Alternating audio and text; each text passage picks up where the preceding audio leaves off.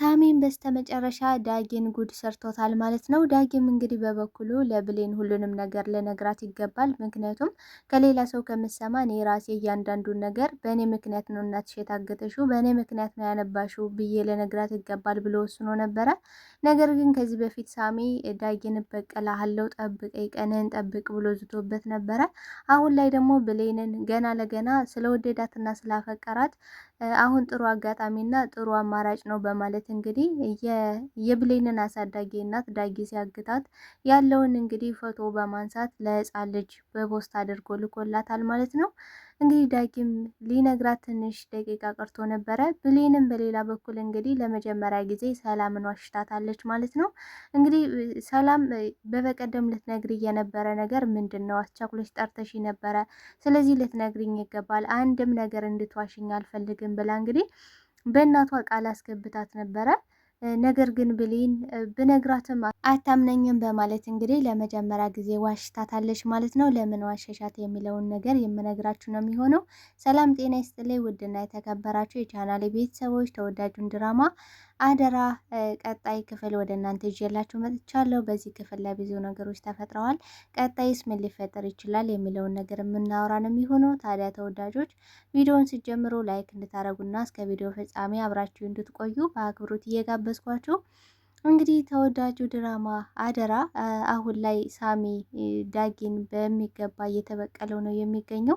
እንግዲህ ከዚህ በፊት ዳጊ እናቱን ወይም ደግሞ የብሌንን አሳዳጊ እናት ሲፈታት እበቀላለሁ፣ ቀንህን ጠብቅ በማለት እንግዲህ ዝቶበት ነበረ ማለት ነው። በዚህም አጋጣሚ እንግዲህ አሁን ከብሌን ልም ያለ ፍቅር ውስጥ ገብቷል ማለት ማን ሳሚ ማለት ነው። እንግዲህ ሳሚ ሆን ብሎ ነበረ ዳጊ እንዲያግታት ያደረገው። ምክንያቱም እናትና ልጅ እንደ ጠላት እንዲተያዩና እንደገና ደግሞ ብሌን ለዓይኗ እንድጠላው አደርጋለሁ በማለት ነበረ ሳሚ አንተ ማታግታት ከሆነ እኔ ሄጄ ደፋታለሁ፣ አሰናብታታለሁ ለአንዴና ለመጨረሻ ጊዜ ሲለው ነበር። እንግዲህ ዳጊ ሌላ ምንም አይነት አማራጭ ስላልነበረው እንደገና ደግሞ ብሌን እንድታዝን እንድትከፋ የእንባ ዘለላ እንድታፈስ አይፈልግም። በዚህም ምክንያት ነበረ እንግዲህ ያገታት ማለት ነው። አቶ በኃይሉም እንግዲህ ብሌንን ሲጥ አድርጎ አፍኗት ነበረ። አንቺ በረሮ ከዚህ በኋላ ያችን የማትረባ አሮጊት እናትሽን እና አንቺን አሰናብታቸዋለሁ። እንዴት ስዝችብኝ ነበረ። ታዲያ ለዚች አቅመሽ ነው ወይ? አንቺ የአርበኛ ልጅ ነሽ ወይ? በማለት እንግዲህ ሲጥ አድርጓት ነበር። እኔ የጭካኔው ጥግ ሲያንቃት እንግዲህ ትንፋሽ ሁሉ እየተናነቃት ነበረ እና በቃ በምትጮህበት ሰዓት እንግዲህ ሰላም የብሌንን ድምፅ ሰምቸዋለሁ፣ ግን ብሌን ምን ሆና ነው በዚህ ሰዓት? እና ደግሞ ጥሩ ስሜት እየተሰማኝ አይደለም ብላለች። እንግዲህ የእናቶች ምንም እንኳን እናትና ልጅ እንደሆኑ በግልጽ ባይተዋወቁም ግን ደግሞ ውስጣቸው የእናት አንጀት ነውና ይነግራታል ማለት ነው። ስለዚህ ሰላሟን እንቅልፏን አጣለች ማለት ነው።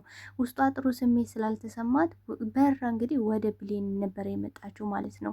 እንግዲህ ቃል ለማስቆም እየሞከረች ነበረ፣ ግን ጥሩ ስሜት እየተሰማኝ አይደለም፣ ስለዚህ ብሌን የሆነችው ነገር አለ በማለት እንግዲህ ስጠይቃት አይ እኔ ነኝ የጮኩት፣ ስጮህ የሰማሽኝ እኔ ነኝ፣ የጮኩት ደግሞ አይጥ አስፈራርታኝ ነው፣ በጣም እንዴት እንደምታስጠላ እያለች እንግዲህ ማስመሰሏን ቀጥላ ነበረ። ግን ሰላም በፍጹም አልተዋጣላትም ነበረ።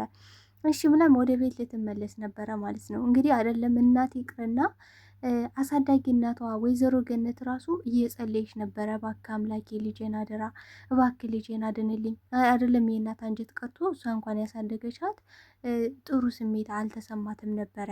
እንዲሁ በሌላ በኩል ደግሞ ዳጊም ጥሩ ስሜት እየተሰማ አይደለም። የሆነ ድምፅ ሰምቻለሁ፣ ግን በዚህ ሰዓት ማን ሊሆን ይችላል? ሁሉም ተኝቷል። ስለዚህ ዝም ብዬ ቃልም እንግዲህ እንመለስ ምንም እኮ የለም ብላ እንግዲህ ሊመለሱ ሲሉ ብሌንም ጮኋለች ማለት ነው። ስጫው እንግዲህ ሰላም በጣም ደንግጣ በር ከፍታ ልትገባ ስትል ከኋላዋ እንግዲህ አንገቷን ብላታለች ማለት ነው። ቃል እንግዲህ ቃልም በቃ ገደልኳት፣ ነፍስ አጠፋው እያለች ስትጮውና ስታለቅስ አቶ በኃይሉ የጭካኔውና የአረመኔነቱ ጥግ ከዚህ ጋር የምናየው እህቱ እንኳን ወድቃ የሞተች እንግዲህ ሞታለች ብለው ነበር ያሰቡት በሰዓቱ ማለት ነው።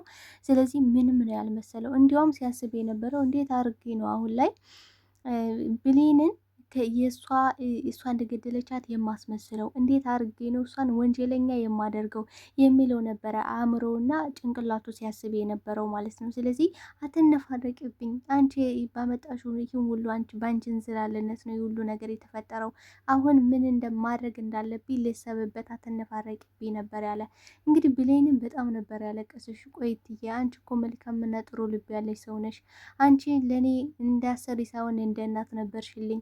በዛ ላይ ደግሞ የኔን ህይወት ለማትረፍ ብለሽ አንቺ ሌላ ችግር ውስጥ ገባሽ በማለት እንግዲህ ስቅስቅ ብላ ስታለቅስ ነበረ ማለት ነው። እንግዲህ በስተመጨረሻም ከወሰዷት በኋላ ሰላም ስትነቃ እንግዲህ አቶ በኃይሉ በሰዓቱ ምን ነበር ያሰበው? አሁን ምን ብዬ ነው ከዚህ መጣው የተገኘው ልላት የምችለው እያለ እያሰበ ነበረ። ቃልም በበኩሏ ምንድን ነው ያለችው? ቆይ አሁን ብታስታውስስ እኔ መትቼ እንደጣልኳት ብታስታውሰው ምንድን ነው የሚውጠኝ በማለት ሁለቱም ውጥረት ውስጥ ገብተዋል። እና ቆይ ብሌኔ ምን ሆነሽ ነው? ቅድም ስጨው ነበረ ምንድን ነው የተፈጠረ ነገር አለ ወይ የሚል ጥያቄዎችን አንስታ ነበረ። ነገር ግን ብሌን በሰዓቱ በጣም ደንግጣ ነበረ። ምክንያቱም አንድ ነገር ትንፍሽ እላለሁ ብትይ ለሰላም አንድ ነገር ትንፍሽ እላለሁ ብትይ ሲጣርጌ ያችን አሮጊትን እናትሽን እገላታለሁ። ለምንድን ነው በቃ አቶ በኃይሉ ምን ብሏል እንግዲህ አፍኗት እያለ አሁን ላይ ልገልሽ አልፈልግም፣ ነገር ግን ለሰላም አንዲት ነገር ትንፍሽ እላለሁ ብትይ ሲጣርጌ እሷንም አንቺንም እገላቸዋለሁ ብሏት ነበረ። እንግዲህ ብሌንም በበኩሏ ያን ያደረኩት እኮ እናቴን አግተስ እንደዛ ስተሰቃያ ስለነበረ አንተን ላስፈራራ ፈልጌ ነው እንጂ ሰላም ራሱ ብነግራት ቃልና እንዲሁም ደግሞ በኃይሉ እየተጫወቱብሽ ነው ልጅሽ አይደለሽም ብዬ ብነግራት በፍጹም እኔ ልታምነኝ አትፈልግም፣ አታምነኝም። ሲቀጥል ደግሞ አንተን ለማስፈራራት ነው በማለት እንግዲህ እየነገረችው ነበረ። ነገር ግን እሱ አውሬና ጨካኝ ስለሆነ የሚያስበው አንድና አንድ በቃ ስለ ገንዘብና ስለ ገንዘብ ብቻ ነው። እኔ መልካምና ጥሩ ሰው ነኝ አይደለም እንዴ ሳሚ እያለ እንግዲህ ሳሚን እየጠየቀ ነበረ። ሳሚን በበኩሉ እንግዲህ ብሌን እንደዛ ስቅስቅ ስትል በቃ ሞታለች ብላ እያለቀሰች ነበረ። ስታለቅስም እንግዲህ ሳሚ የእውነትም የምር ወዷታል። እንደዚህ እያለቀሰሽ እንኳን በጣም ነው የምታምሩ፣ እንዴት ታሳዝናለሽ። ቆይ ብሌን ግን እናትና ልጅ መሆናቸውን እንኳን ሳታውቅ እንደዚህ አዛኝና ርሩ ናት።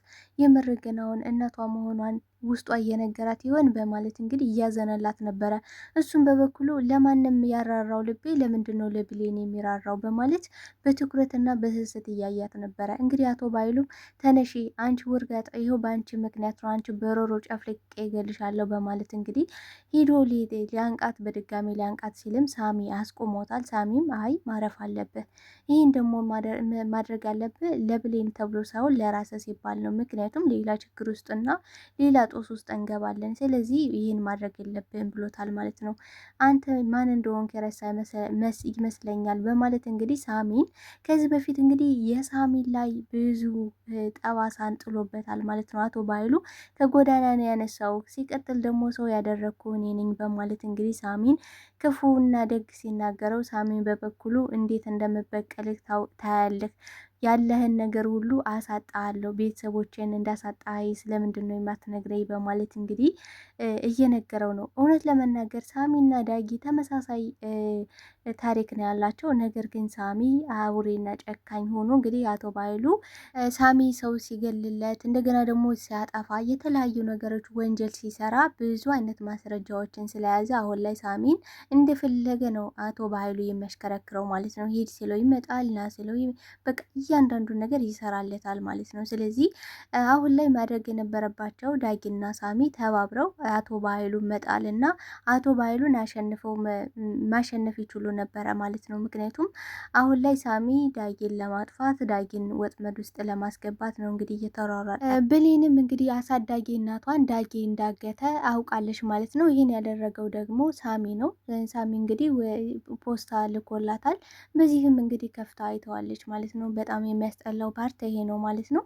እንግዲህ ዳጊና ብሌን መለያየት መቀያየም በውስጣቸው ምንም አይነት ነገር መኖር አልነበረበትም።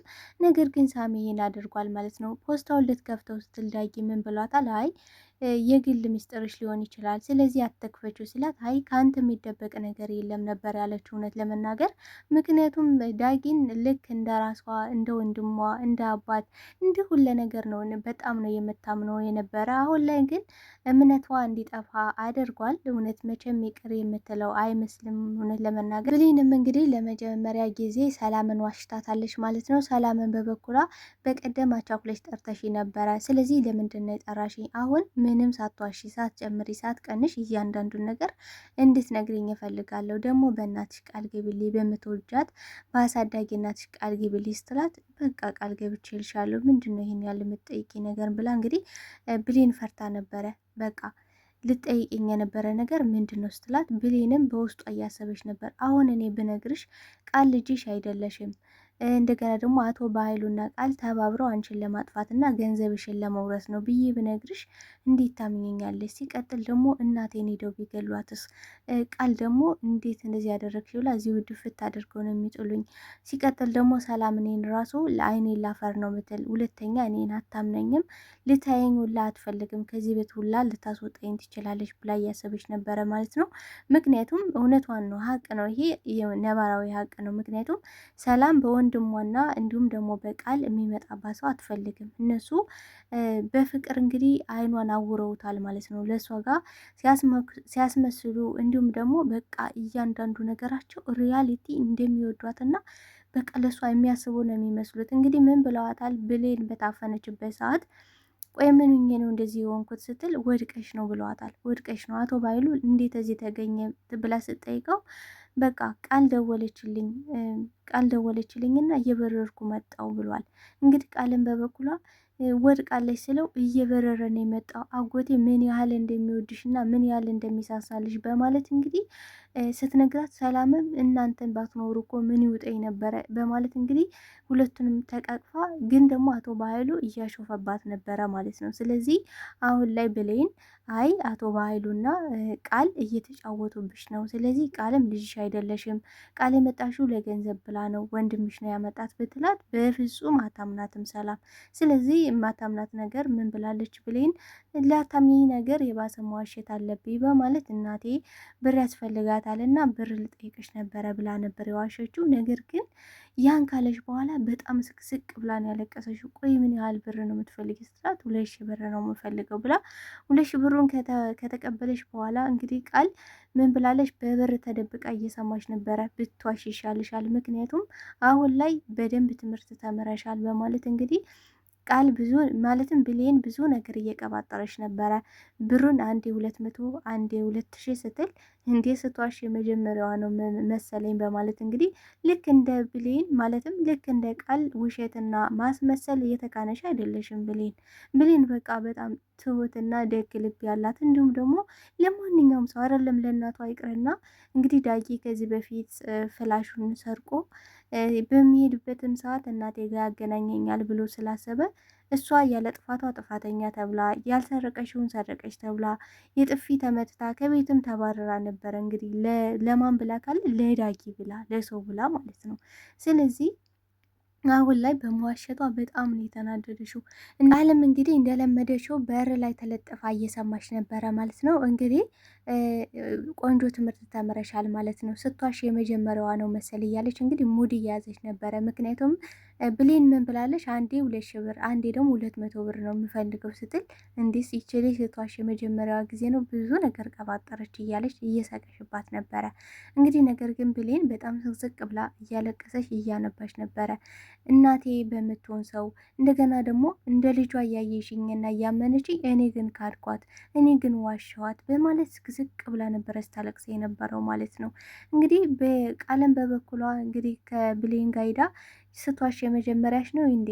ለምን ያነፋርቅሻል? አንቺ ራስሽን አድነሻል። አሁን በጣም ጥሩ ትምህርት ተምረሻል ነው ስትላት የነበረ ማለት ነው።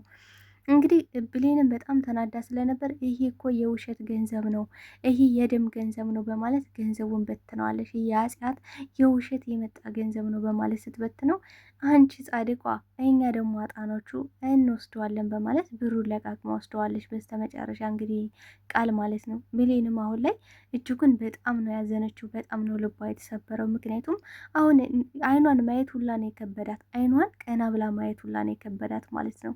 ተወዳጆቼ ብሌንና እንዲሁም ደግሞ ዳጊ አሁን ላይ በጣም ከባድ ሁኔታ ውስጥ ነው የሚገኙት። ሳሚና የዳጊ ሁኔታ ምን የሚፈጠር ይመስላችኋል? እስኪ ሀሳብ አስተያየታችሁን በከሜንት ሰክሽን ላይ አስቀምጡልኝ። ተወዳጆች አብራችሁ ስለነበራችሁ ስለነበረን ቆይታ አመሰግናለሁ። ባይ ባይ።